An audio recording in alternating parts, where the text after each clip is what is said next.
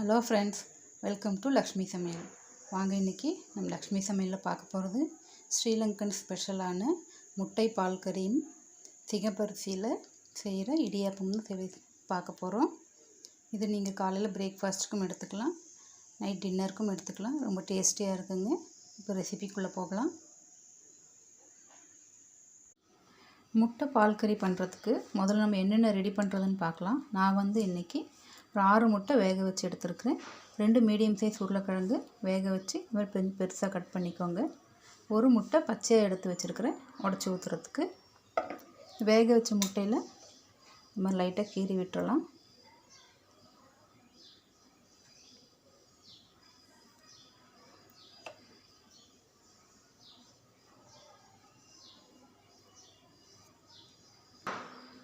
அடுத்தது ஒரு முழு தேங்காயை திருகி முதல் பால் 2ஆம் பால் எடுத்து வச்சுருக்கிறேன். இதெல்லாம் ரெடி பண்ணி வச்சாச்சுன்னா முட்டை பால் கறி ஒரு 10 நிமிஷத்தில் ரெடி பண்ணிடலாம். இப்போ முட்டை பால் கறி ரெடி பண்ணிடலாம். முதல்ல அடுப்பத்தை ஒரு கடாய் எடுத்துக்கோங்க. அதில் ஒரு 2 டேபிள் ஸ்பூன் ஆயில் சேர்த்துக்கிறேன். எண்ணெய் காயட்டும்.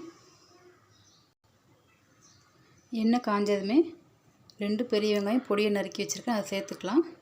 ஒரு சிலர் இந்த பாலில் டைரெக்டாக வெங்காயம் பச்சை மிளகாலாம் வேக வச்சுருவாங்க, அப்படியும் செய்யலாம். நான் இன்றைக்கி வதக்கி செஞ்சிடுறேன், இன்னும் கூட டேஸ்ட்டாக இருக்கும்.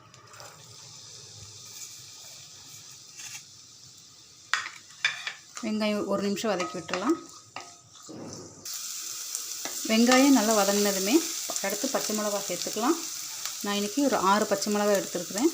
இந்த பால் கறிக்கு பச்சை மிளகா காரம் மட்டும்தாங்க, எந்த மசாலாவும் சேர்க்க போகிறதில்ல. அதனால் உங்கள் காரத்துக்கு ஏற்ற மாதிரி சேர்த்துக்கோங்க.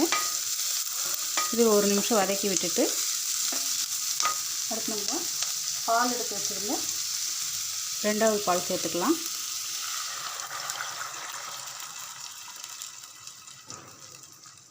சேர்த்துட்டு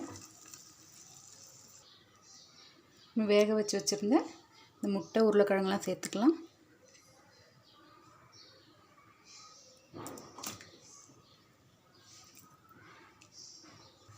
முட்டை சேர்த்துட்டு ஒரு 1/4 ஸ்பூன் மஞ்சள் பொடி சேர்த்துக்கலாம். மஞ்சள் பொடி சேர்த்துட்டு இந்த பால் கறிக்கு தேவையான அளவு உப்பு சேர்த்து கலந்து விட்டுருங்க.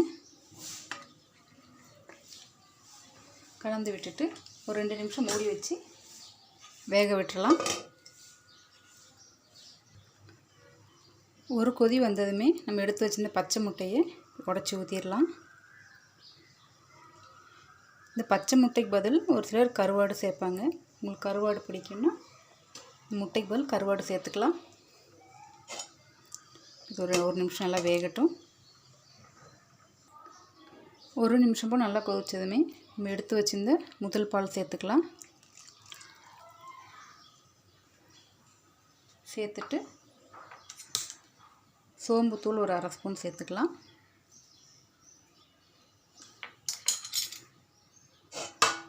ஒரு நிமிஷம் கொதிக்கட்டும்.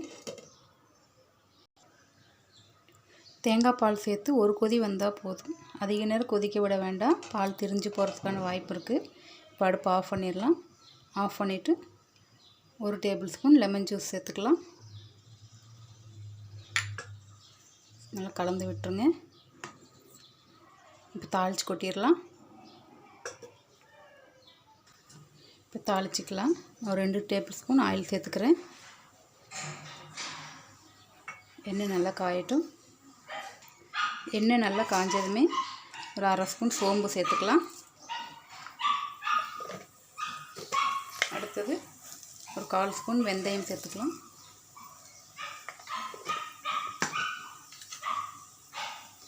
கொஞ்சமாக சின்ன வெங்காயம், கொஞ்சம் கருவேப்பிலை சேர்த்து வெங்காயம் நல்லா ப்ரௌன் ஆகிற வரைக்கும் வதக்கிக்கலாம். தாளிச்சாச்சுங்க. இப்போ கிரேவியில் போட்டுடலாம்.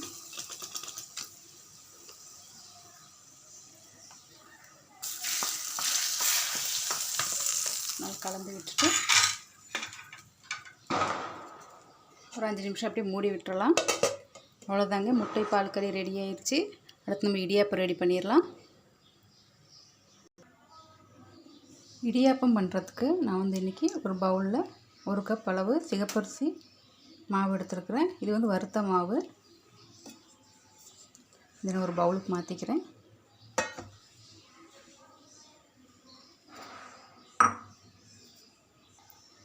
இந்த மாவுக்கு தேவையான அளவு உப்பு சேர்த்துக்கலாம். சேர்த்துட்டு சுடுதண்ணி நல்லா கொதிக்க வச்சுருக்கிறேன். கொஞ்சம் கொஞ்சமாக சேர்த்துக்கலாம். சேர்த்துட்டு இந்த மாதிரி ஒரு மரக்கரண்டியால் நல்லா கலந்து விட்டுருங்க.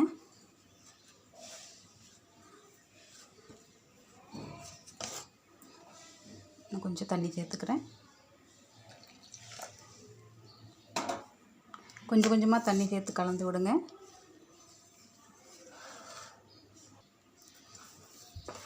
நல்லா பிசைஞ்சாச்சுங்க. கொஞ்சம் ஆறிடுச்சு.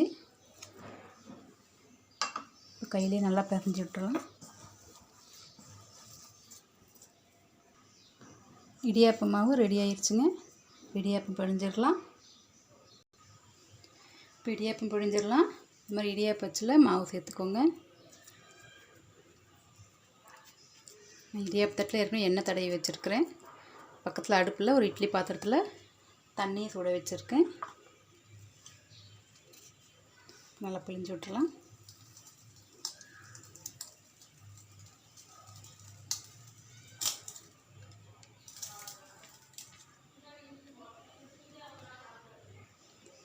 அடுத்தது பிழிஞ்சுக்கலாம்.